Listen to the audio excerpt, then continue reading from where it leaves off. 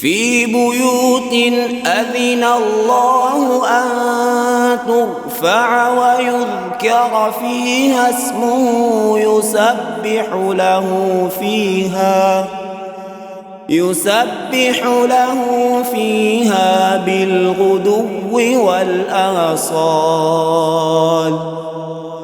رجال لا تلهيهم تجارة ولا بيع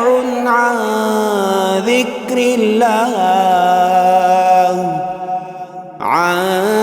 ذكر الله وإقام الصلاة وإيتاء